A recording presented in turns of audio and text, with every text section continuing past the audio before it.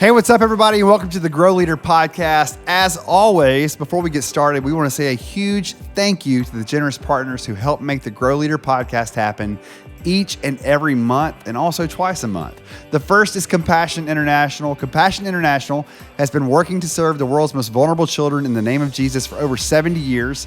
They've helped over 2.2 million children, and they reach and serve every child and family through the power of the local church. To learn more about Compassion International and how you can be a part, visit them at compassion.com. We also want to say thank you to Great American Family. Great American Family is America's premier TV destination for high-quality family programming. Great American Family is part of the Great American Media portfolio of brands and is carried through all major cable providers. You can head over to greatamericanfamily.com to get more information on where you can stream their content. And finally, we want to say a big thank you to the Wesleyan Investment Foundation. For over 80 years, WIF has been helping churches and church planners with their borrowing and their investing needs.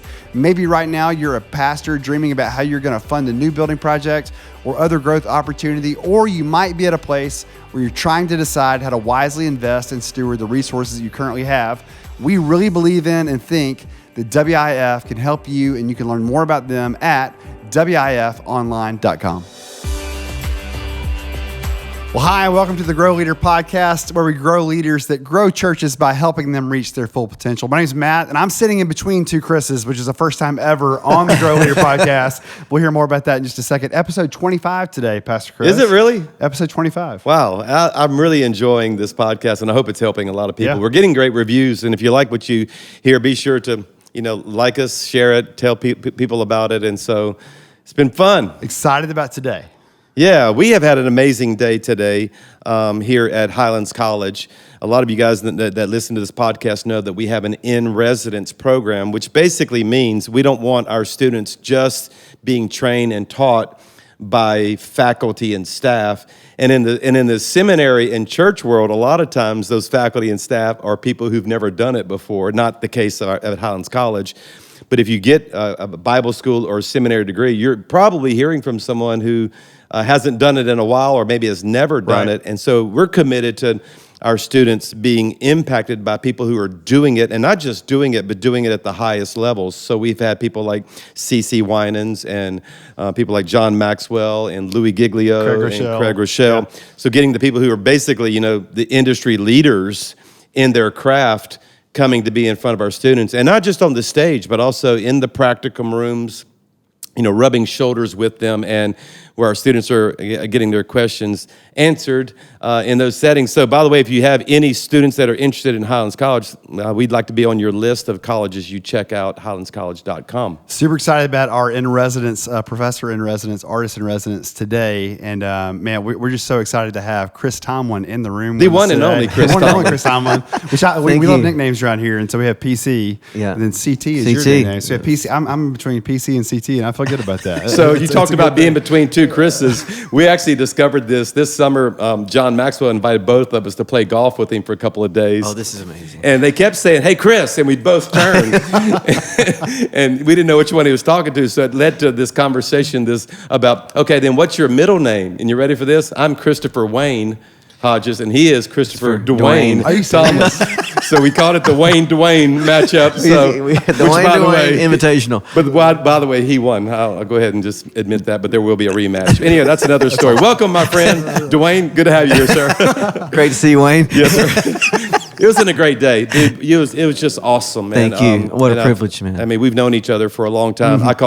I call you the type of friend I have. I call them the green room friends that I see at conferences. But we've gotten to know each other over this past year in a deeper way. And you've come here to Highlands College to tour the campus before we ever invited you as a professor or an artist in residence. And we really don't invite people to be an artist or a professor in residence unless the vision of this place jumps on them. Yes. And that day you toured it, it did, and you agreed immediately to come and to let your gift and your legacy honestly continue in all these students. Mm-hmm. Tell us about your experience. This day has been a day of days for me. I was just telling the students just a minute ago, what I feel more filled up today than I would imagine. Just being with people that I know have the the next generation has the same heart and and just seeing the eagerness and to serve and to be a part of the church and be leaders of this next generation of the church. What greater thing to give your life to? And for me, what an amazing moment. I've been looking for ways to, like, how could I, impart a little bit or share like some of my journey with people in the next generation, next wave. I feel like God doesn't give you all these blessings just to keep it to yourself and to hoard everything and and just keep. It's given away, not to keep accumulating, but just to decumulate, right? Give it away some. And today was a day for me of like, I want to give just a little bit I know to some of these students and help them in the way I can. And man, the worship of this place, not when Lauren and I, my wife, when we came to see this place, we were like, I was floored by the facilities and just the whole venue of the place is just first class. But just everywhere you turn, you can see the mission in everywhere you turn. That's what's so beautiful. It's written on the wall. It's written everywhere. It's just like this is the mission to preach the gospel, for people to hear the gospel all over the world. And this is a generation that can do it. And to see raising up leaders in real training, even the worship today, seeing people running the cameras that were the students, people running the lyrics, people doing the sound, the band, everybody's students. And it's like this is the way we do it. And, it's not just learning about it, but it's doing it. Not many places are doing that. And so what an honor today. Yeah, they actually graduate with 800 hours of practical ministry experience in their practicum. So it's something we're very passionate about, that they're not just hearing the theory and the teachings and just taking notes. That's only 1/4 of the training that we give them in this 4-pillar mindset. Today was honestly one of the best worship experience I've ever been in. Yeah. I've been in church work for 40 years now and did worship for a lot of those years as well. And by the way, if you want to see this chapel, and I highly recommend you find an hour and a half and just experience this worship experience. We have it on the Highlands College YouTube channel, and you can go check it out. But wow, man, it was remarkable. And one of the things that I loved about it, Chris, was how you wove your teaching and your approach to worship between the songs, and then even told some of the stories behind the songs. And we were just talking about some of the stories that you were telling and how where these songs came from.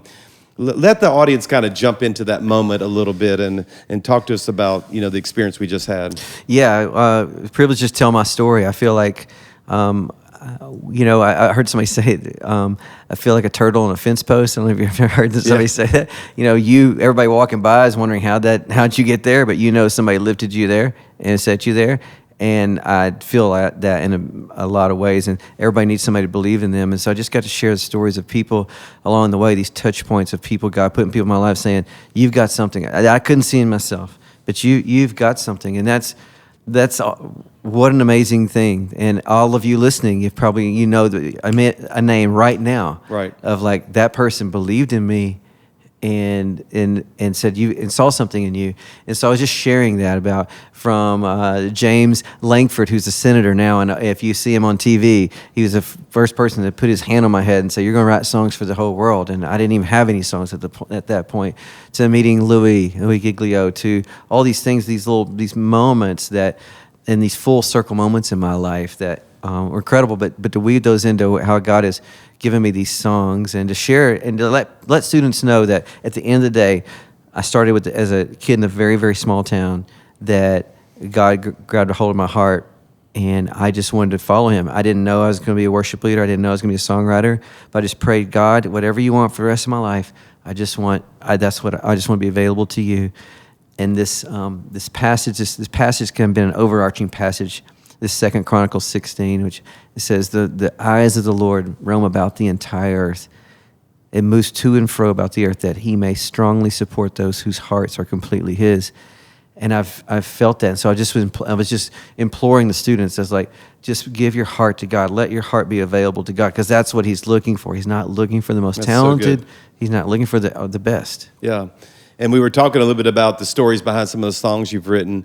And of course, I'm a little old school because I'm I'm 60 this year, Matt. You look amazing. I don't know. You're young 60. But I grew up in a generation of worship, the Kent Henrys, the Keith Greens, Yes. and you just recorded one of Keith's old songs, and you took time in the middle of the song to stop and talk about Yes. the song and this particular line, and it Yeah, kind of relived that moment for the pastors and worship leaders that are listening right now. So during COVID, when the churches closed and a lot of churches closed, and we started having home church with my girls. I have 3 little girls, and it was, as you're really feeling that pure place. You're just with your family and you're just there and kind of shut off from the world for a while. And God was just bringing me back to that pure place, and he brought me back to this song when I was young, and that really moved my heart. And I started teaching my girls this little chorus: "Oh Lord, you're beautiful. Your face is all I seek. And when your eyes are on this child, your grace abounds to me." And hearing my little girls sing that was so beautiful. I remember my daughter saying, "Dad, what does abounds mean?" And I said, "It just means more and more and more. And when your eyes are on this, your grace abounds to me." And we'd have these great things teaching them. Well, there's a part of the song that a lot of people know that verse, but not a lot of people know the second part of the song. And over this last year, we sang it. We've sung that song in our house every Sunday for that year of COVID, every single Sunday. And so when I went to make my new record, I said, I don't know what all the songs are going to be, but I want to start with this song. I don't know why, but God, I've sung this song for a year, every Sunday, and I want to put this on. Maybe this is going to mean something to more people. And the little bridge to the song, I just want you to hear this today, because to me, this is it. This is the charge. This is what it's all about. And it says, I want to take your word and shine it all around, but first help me just to live it, Lord. And when I'm doing well, help me to never seek a crown, for my reward is giving glory to you. And you see, for me, I was like, in our world today of so many tragedies of just churches falling apart and leaders falling apart and ministries falling apart, and you just going back to the pure place of, I want to take your word and shine it all around, but first help me just to live it. And when I'm doing well, help me to never seek a crown, for my reward is giving glory to you, and laying those crowns before him. And for me, it's just brought me to that pure place. And I started by, you'll appreciate this if I can, we could go forever. And I'm sorry, you'll appreciate this. So we went to record this, Chris, and I said, we brought in this piano player who's blind, and he sat down. His name is Gordon Mote, and I had never met him. And he was going to play a couple songs in the session. They said, he's one of the best session players in Nashville. And I sat him down, and he sat down. He was in the corner. And I said, hey, Gordon, I'm Chris. Hey, nice to meet you. He just kind of rubbing his legs over there. And I said, hey, I want to record a song today. I don't know if you know it, but it's called Oh, Lord, You're Beautiful. And he just starts, just rubbing his legs. He goes, it's one of my favorite songs. I know this song from childhood. Just somebody get me to a piano. And I lead him over to a piano. He sits down. And he said, I tell you what, I don't want any, and for music people don't know, he goes, I don't want any click tracks in my ears. We're not going to do it to a grid. We're not doing it to computers. Chris, I want you to get in there and sing it. I'm just going to play it. And I'll go to when you push, I push. When you pull back, I'll pull back. And let's just make music, and let's see what happens.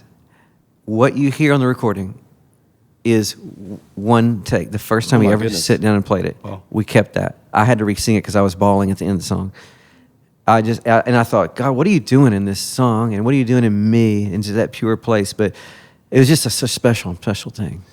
I love it. And people that were a part of the chapel today remarked not only on the anointing and the presence of God that was in the whole chapel service, and particularly that song, but I had several people came up to me and said, man, I had no idea this guy was that humble. And when they said that, I wasn't just thinking, oh, that's great. I was thinking, what were you expecting? Mm-hmm. And I think there is especially in the music world, I've done it for a long time, so I kind of know, that stage can do funny things to people. Yeah. And we talked a lot about this with the students, about your posture, about even knowing to back out of a song and just letting it breathe and letting the Spirit of God move. And you even taught our students, you gave them 2 different grids, the one that is very, in my mind, very carnal, and honestly, too prevalent right now, even among worship leaders. And then you gave this other grid of types of people. And I just think, I told you before we started the podcast, you'd probably bless a lot of senior pastors right now because they'll probably have their worship leaders and people that are on the stage listen to this when we can really get the light off of us on others. And here you are, you're Chris Tomlin, my goodness. I mean, like you're the guy, and here you are deflecting all of it to God. Just take as much time as you want to mentor the leaders that are listening right now, just like you did our students today. Yeah, I've always thought there's a difference between being a lead singer and a lead worshiper, and you can take that in many ways. Lead guitar player, pastor, whatever, being the leader. It's a position of the heart, and that's what I was trying to tell. There's two ways. Are you about performance, or are you about presence? Talk about what's the difference? The performance, are you get up there and like, this is, I'm here to perform. There's a stage, right? There's lights. There's people looking at me. So this is a stage, so I'm performing. Or are you someone who walks up there and says, you know what? I don't know why God's put me here, but I got to lead these people, and I'm not going to perform, but I'm going to have the presence of mind to be the leader, to be in front of people and say, this is where we're going, but I'm going to lead them to something greater than myself. Performance leads them to you, love that. leads them to you and only you, and at the end of the day, that's all they got. When they leave, that's all they got was you. Presence leads them to something way greater than themselves. You had a presence to lead them to something greater.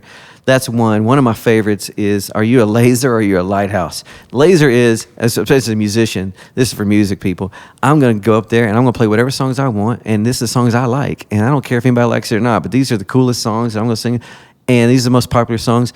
And that's one way to lead, but the better way to lead in my way is to be a lighthouse, which is this sweeping light that is trying to bring people home. Everybody. Everybody. It's just reaching it's out there, and people are in storms, right? And it's just like this light that say, hey, come, I'm just going to keep sweeping until I try to find everybody. And that may mean backing up and doing something that the congregation really wants, and maybe you don't think is cool, or maybe you don't think is the latest thing, but you're like, this is where my people are, and this is where I want to bring people in. So that's one.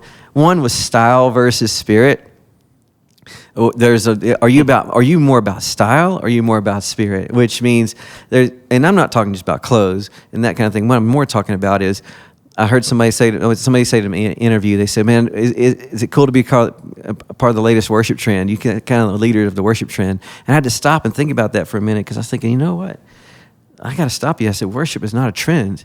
I said, worship is eternal. That's right. Worship is before you and I ever got here. It's been going on for all of creation, and will be going on forever. And there's an eternal song. And I said, I want to be about more the spirit of worship in my heart than I want to be about whatever the latest style is, because I've been at this 30 years, and the styles have ebbed and flowed, and the styles that was 30 years ago ain't the style today, and it won't be in 10 years. The style will change, right? But I want to be about that. And I want to be a person who's about the spirit and not the style. And so there's so many things that are coming. And then probably one of the biggest ones for me, was my friend Louis Giglio taught me, is, do you lead from a place for acceptance, or do you lead a place from acceptance? Those are two drastically different. The leader who's up there for acceptance is insecure, is all about, what can I get from people? Is everybody like me? Am I doing this right? But walking on that stage as a pastor, as a musician, and knowing I'm a loved son of God, I'm a loved daughter of God, and God has, for some reason, put me here, and I am secure in Him, and He's given me a message for the people. He's given me something for the people, and I'm not worried about what other people think, but I'm worried more about what God thinks, and am I humble for Him, my heart posture. When you're leading from that place, God may ask you to do crazy things, and sometimes, but it's coming, right. and there's a reason. And so, just trying to help me to remind myself and help students remember, there is a big difference in those two different ways, those two postures. I've often said that if I could, I probably shouldn't say it this way, if I could wave the magic wand or pray for somebody or wish something for a leader, it would be security. Yeah.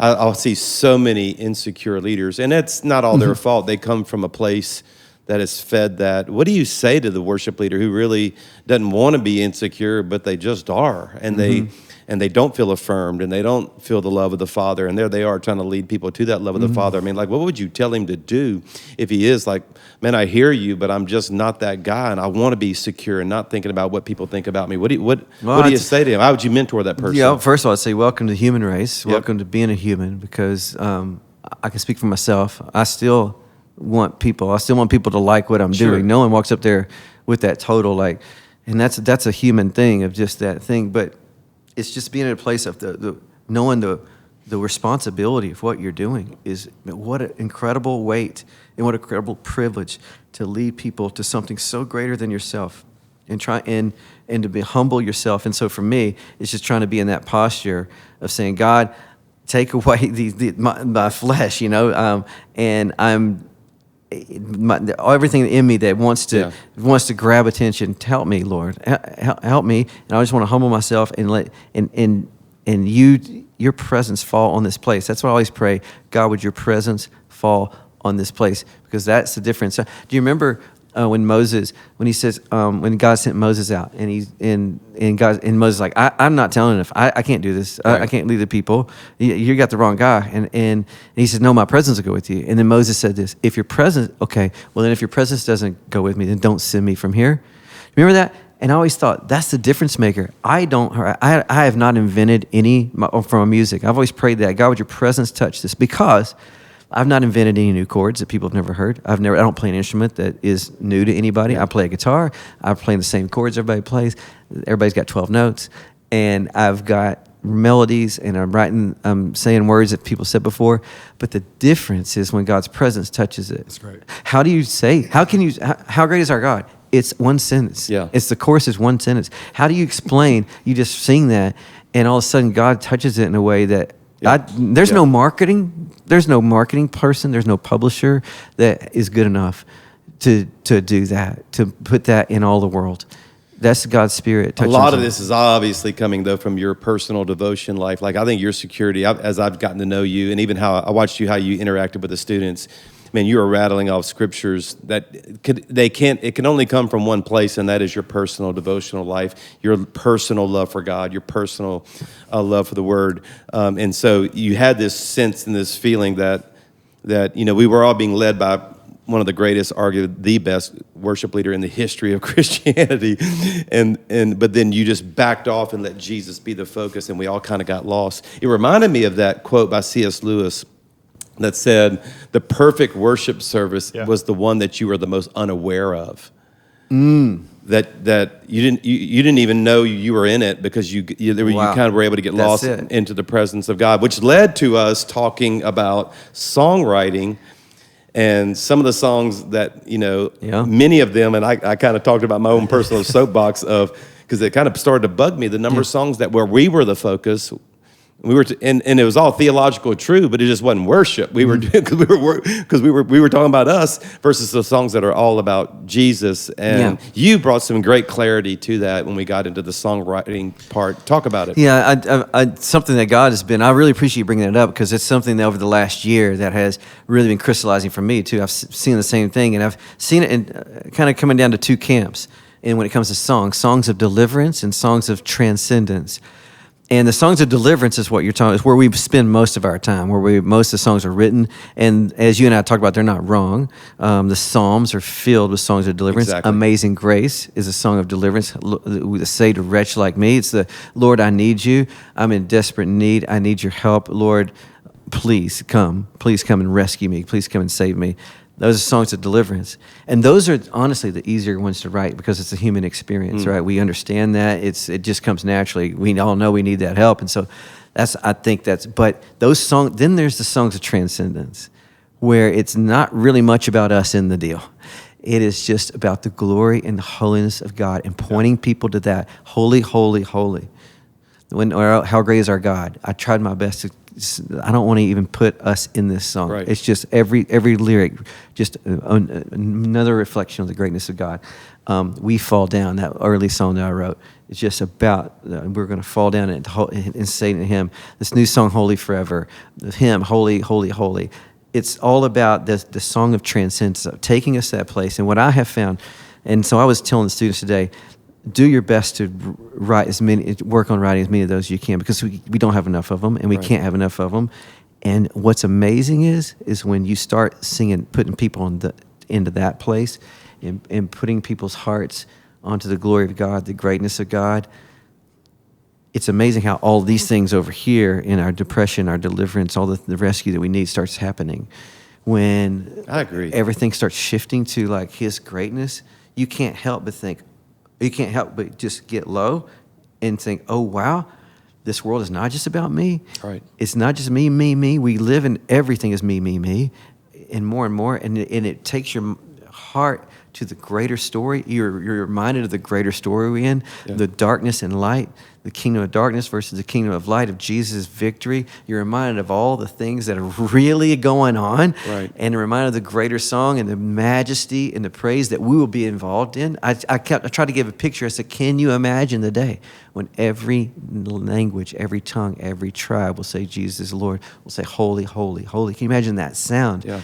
And so it's just a little glimpse of joining in that sound while we're here. And those are those songs that you try to tap into. Yeah, we've actually used it as it's become a filter here, that we don't mind the songs of deliverance, but the dominating theme of the worship set cannot be about us. Right. And we can have them in there, but I mean, we've got to sometimes get to the majesty. I grew up on these old songs that were, like Dr. Jack Hayford, who just went to be with the Lord, singing songs like Majesty, and they were all about the Lord. And so this is the Grow Leader podcast. So if I'm teaching churches right now how to grow great churches, and that is the more we fix our eyes on Jesus and the more we have songs that are around His majesty, it already speaks into all those other things. Think about Shout to the Lord. Remember how that song just took over? Yeah. What is that? That is transcendence. That is Exactly. like the greatness of God. And isn't it amazing how it just changes a room? Those songs change the room when you sing them. These songs, it keeps us in our experience and are songs we need to sing. But those songs change the room every time. It brings everybody together. It's a we moment. Yeah. It's not a me moment. It's a we moment. That was another thing that you brought out that I'd never thought about, and I like I think I try to notice a lot of things, and it just so you said we have a lot of songs that when there are about us, it's even me instead of the we, and how you're very focused on bringing everybody into that experience. Talk about that a little bit. Yeah, just think about. Well, I'm just looking at even in my own songs, but it's like, man, am I writing too much me lately? On my own self, it's like the songs of we, like of how great is our God? Now how great is my God? How great is our God? We fall down. These songs of like, there's something about that, especially for congregations, that makes us feel like we're part of this together. It's not just my experience. I like that a lot. We're in this together. Hey, you've been a part of 3 church plants. You've actually helped start 3 churches, so you have a lot of experience, not just in the, how most of us see you, and that is on stages and touring and leading worship at big events. What have you learned about the relationship of the pastor to the worship leader and the worship leader to the pastor that could help some of our guys that are growing churches? What a gift when they're in sync. What a gift when the pastor doesn't see the music as the warm up for his message. There you go. What a gift. What a gift. And when the worship leader understands that they are there to help amplify that message that the pastor's bringing. What a gift when those things come together, and they can. And the pastor doesn't. Pastors don't have to all be musical and understand music, but pastors have an understanding of, what this is. What this is all about. At the end of the day, this is worship. Is what. This is what we're created to do. It's what we will do for eternity. There's not going to be a lot of preaching in heaven. There's going to be a lot of worship. And so it's not about, what I mean by that is it's not, the preaching is incredibly important, but worship is too. Absolutely. And it's not just, hey, get everybody in the room kind of thing. Let's call the worship and get everybody's coffee and get everybody's room so I can get up there and take over. I think when both have this set, and then so much in the music thing is how do I serve? And when the worship leader comes to say, how do I serve? And not how do I be the coolest, latest thing and get a record deal, but how do I come to serve this church and serve these people and serve my pastor? When those things come together, it's 1 + 1 = 100, that moment. I obviously have a little bit of an unfair advantage because I've done music my whole life. Yes. And I feel for the pastors who don't understand what's going on musically, but people would be very surprised at how hard we work throughout the whole week, making the flow and the feel and even the type of worship to match the flow of that service, because some services are more heavy ministry and contemplative, and I want songs that are more the ballads and the more the deeper songs. And there's days where you just want to declare some things, and man, I want the songs to be declarative in nature, and getting all that together. And it's one of the things that we like helping churches with in Grow Leader. But bro, you've been a blessing. I thank you so much for being part of the Highlands College family now. and being our artist in residence and helping us not just build the school, but build our students. And bro, I give you my pledge that we're going to make good on it, that these kids are going to go out there with a little bit of the Spirit of God that's been on your life, like Elijah to Elisha, and hopefully we'll see a double portion of your Spirit inside of them. So Amen. It means a lot, man. Thank you for being a part of the day-to-day. Hey, So. give us some practicals. Where can we hear the new project? What's coming up in your world what that we can get a hold of? Yeah, thank you. The latest is released a record called Always that started with that Oh Lord, You're Beautiful, and Holy Forever is my latest song that I feel like is kind of an anchor core song of awesome. Me when I think of songs. And so would love people to check that out, especially churches. I think that is a song for this time in the church, Holy Forever. But that's, obviously ChrisTallman.com. You can check me on socials. I don't post anything. I don't have social media on my phone. I don't have any of it. My team posts it. You and me both, bro.